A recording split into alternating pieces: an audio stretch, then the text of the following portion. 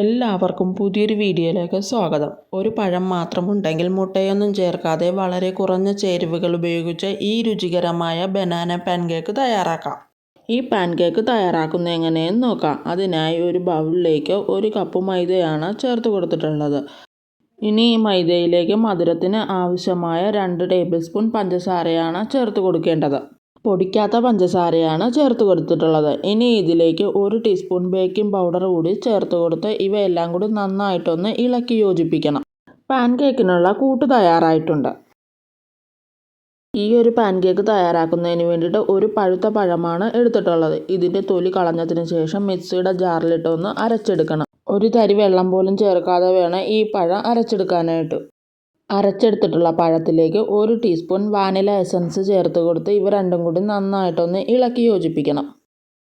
ഇളക്കി യോജിപ്പിച്ചതിന് ശേഷം നേരത്തെ തയ്യാറാക്കിയിട്ടുള്ള മൈദയുടെ കൂട്ട് ഇതിലേക്ക് ചേർത്ത് കൊടുത്തതിന് ശേഷം 1/4 കപ്പ് പാലാണ് എടുത്തിട്ടുള്ളത്.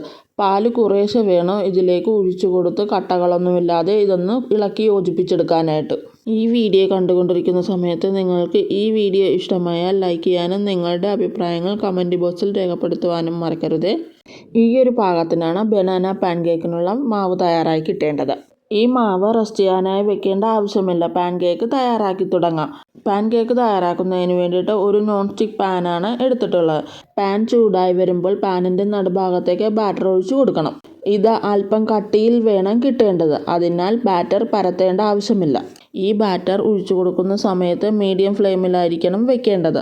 മുകളിൽ ചെറിയ കുമിളകൾ വരാൻ തുടങ്ങുമ്പോൾ മറിച്ചിട്ട് കൊടുത്ത് മറുവശവും ഗോൾഡൻ നിറമാകുന്നവരെയും വേവിച്ചെടുക്കണം. ഒരു ബനാന പാൻകേക്ക് തയ്യാറായിട്ടുണ്ട്. ഇതുപോലെ തന്നെ ബാക്കിയുള്ള മാവ് ഒഴിച്ചു കൊടുത്ത് പാൻകേക്ക് തയ്യാറാക്കിയെടുക്കാം.